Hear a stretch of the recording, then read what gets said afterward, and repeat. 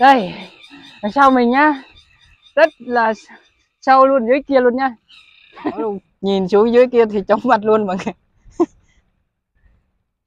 Đấy nha mọi người, rất là đẹp nhá.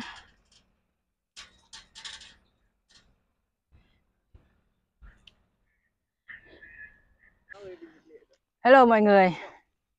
Như đã hứa thì hiện tại mình đang ở Mũi Điện đấy nhá. Đấy nên mình sẽ lên trên kia để review cho mọi người xem nhá. Giờ mình mới tới đây rồi. Giờ mình sẽ xuất phát nha. Xuất phát lên trên Mũi Điện. Nó rất là cao nha mọi người, trên kia luôn. Cho mọi người xem nha. Đó, đi xuống dưới này này. Đi xuống đây này xong rồi đi lên trên kia nha. Tít trên kia luôn nha các mọi người. Rất là cao luôn nha. Đi bộ đấy các. Phải đi bộ lên trên đấy. Không có chạy xe máy được. Đây nha mọi người. Có đường mà không đi nhưng mà đi đường tắt nha. Đúng là người thành công có khác.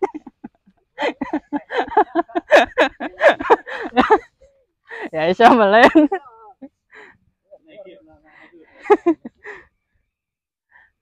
Chắc mình kiếm đường kia thôi. Đây. Đúng là người thành công luôn có lối đi riêng.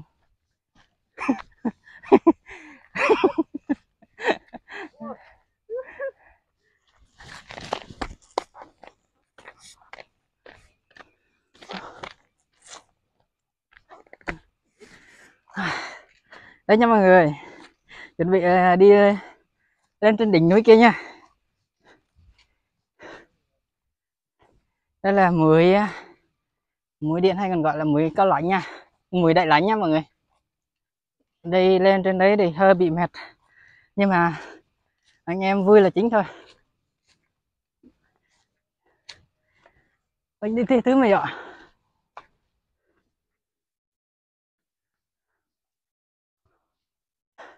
Đấy nha mọi người, 4 anh em mình chuẩn bị đi lên trên đấy nhá.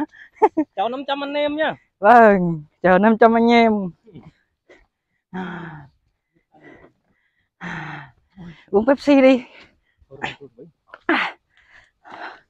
Mệt quá mọi người ơi. Thế này thì trời đang nắng đó.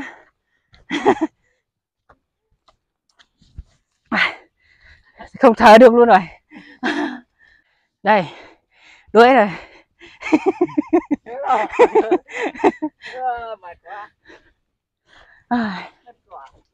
Mệt ơi là mệt luôn. Tụt hơi rồi.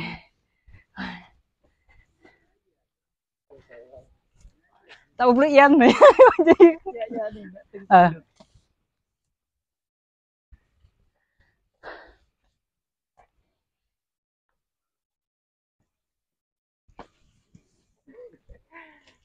Đây, lên tiếp thôi. Hello mọi người đang xem.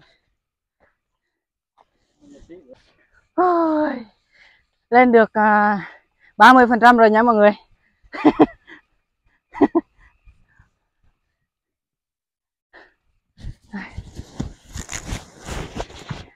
Quá là mệt luôn mọi người ạ.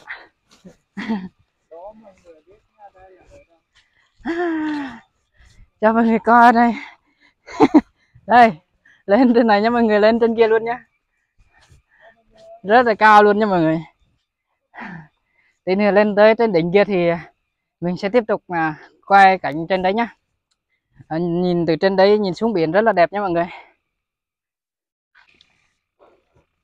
Rồi, cố gắng đi nha em ơi, sắp tới rồi. Được 50% rồi.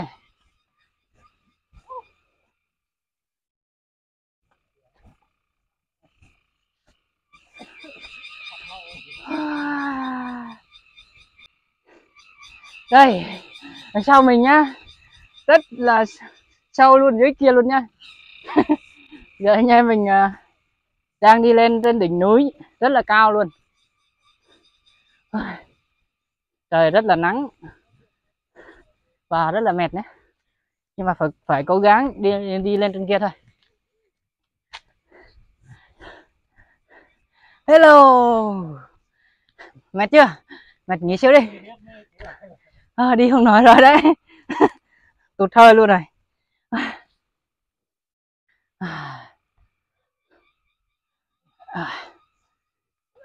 Có một người đi trước rồi, nghỉ bên trên kia rồi nha mọi người. Nóng quá, mệt luôn. Nghỉ được một lúc rồi, giờ tiếp tục đi thôi mọi người ơi, đi tiếp nha.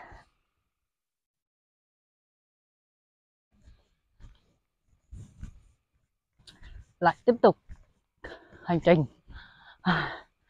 Lên được trên đấy thì quá tuyệt vời nha mọi người. Hình như là nếu mà không lầm thì được 70% rồi mọi người, cũng sắp lên trên đỉnh kia rồi, nhưng mà rất là mệt và đổ rất nhiều mồ hôi rồi. Tại vì trời rất nắng nha mọi người. Đó, mình có thể nhìn thấy biển bên kia rồi.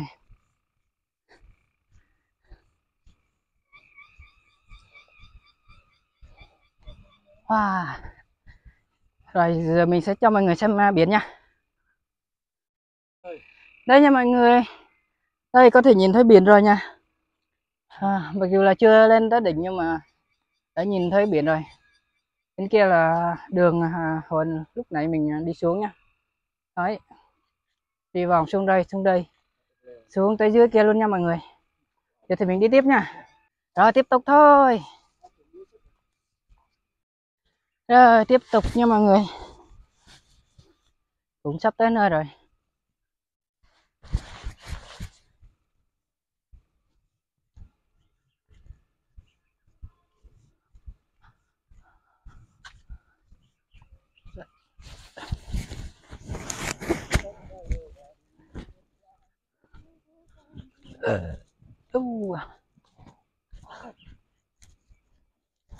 Hành trình lên đỉnh núi Đại Lánh vô cùng gian nan nha mọi người. Đây cá voi nè.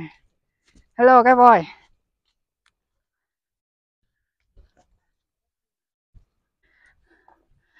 Mình thấy biển nữa kìa bà mọi người ơi. Biển biển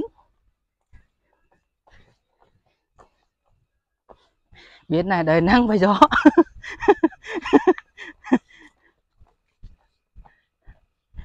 Da.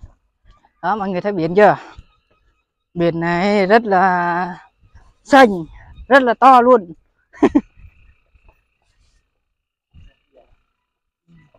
Để xuống dưới kia tắm nha mọi người. Đó. Đi tiếp thôi.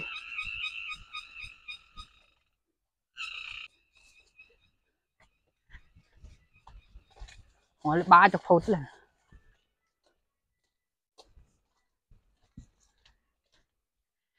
Đây là xót sinh Thánh Lây Chim. Thánh Lây Chim.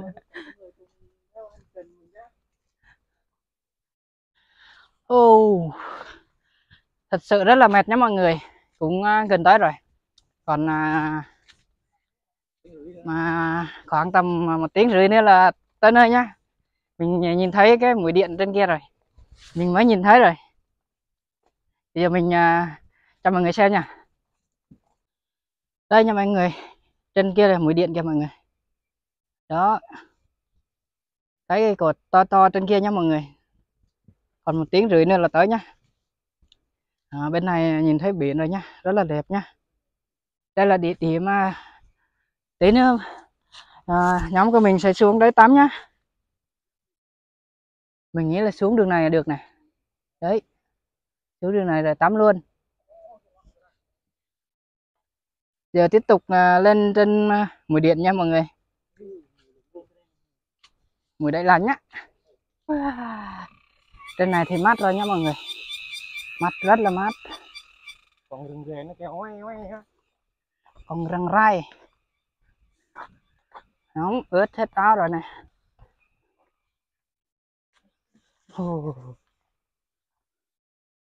Slide với liền. Mình nghĩ là tới rồi nha mọi người. Đây có cổng đây này. Cổng mũi Đại Lánh nha. Đại Lánh nha. Đây. Người ta đi xe máy được kìa. Hành trình gian nan cuối cùng đã tới. Không biết đi đường nào có hai ngã đường đây. Bên này. Đi lên bên này đi.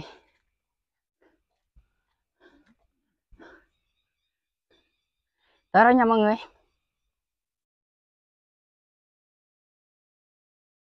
giờ, giờ lên trên đây thôi, ai cũng than thở mệt.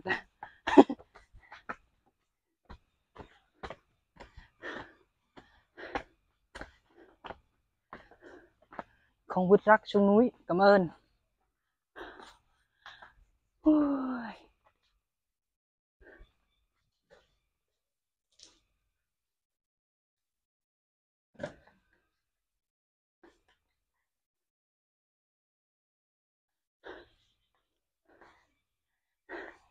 Đi vào trong kia được không?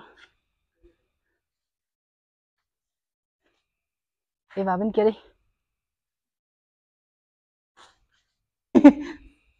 Tiếp tục đi lên trên kia thôi. Không biết lên nổi không ấy.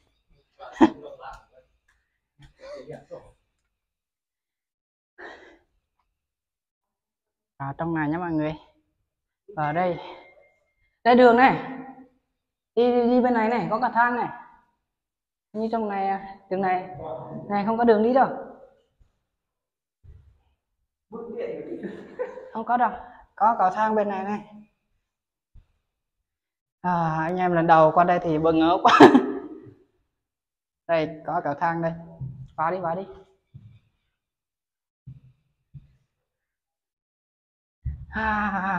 Trong này mát thiệt, mát luôn mọi người.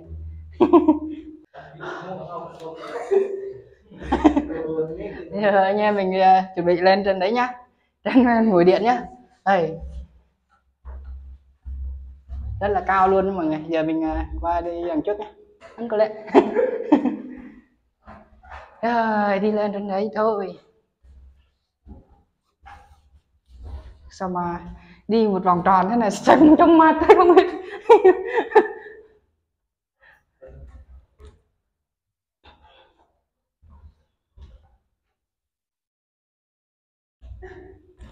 Có cửa sổ đây, cửa sổ nhìn xuống biển đây. Chóng mặt luôn nha mọi người. Đi một vòng cho.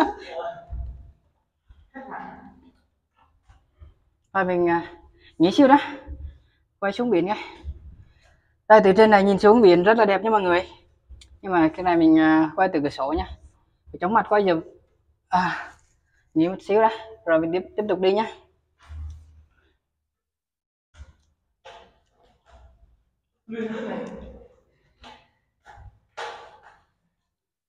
Mình nghĩ là mình không đi nổi luôn rồi, chóng mặt quá rồi.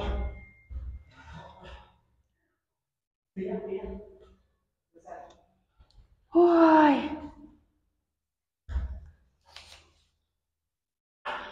Lên trên này vừa nóng vừa chóng mặt mọi người. Đi một vòng từ dưới kia, đi xoay vòng thế này này, cái cầu thang nó đi vòng vòng thế này này. Chóng mặt quá mọi người ơi. Cầu thang của nó đi vòng tròn thế này, cả chục vòng ấy mọi người. Để lên được trên đấy phải đi cả chục vòng ấy. Cuối cùng tới rồi mọi người ơi. Một hồi đi thì cuối cùng đã tới đó nha mọi người.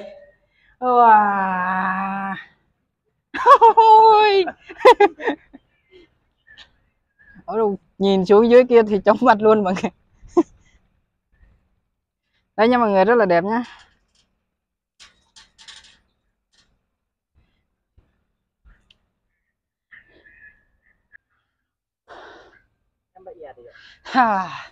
Như đã hứa thì mình đã lên được trên mũi điện đấy nha mọi người, mũi Đại Lánh nhá mọi người.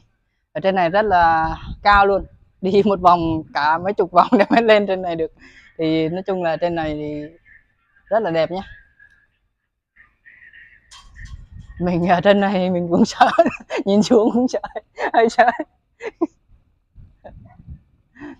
Đấy, mọi người thấy rất nhiều thuyền chạy nhá. Cho mọi người xem bên kia nhá. Đó, rất là đẹp nhá. Trên này thì chụp hình thì khá là tuyệt vời luôn, khá đẹp luôn. Đấy thì nói chung là mình cũng review qua chỗ mũi Đại Lánh nhá. Thì mình không thể đi hết mấy chỗ này được, tại vì mình không đi nổi rồi. Mình cho mọi người xem hết toàn cảnh từ trên này nhá. Đây.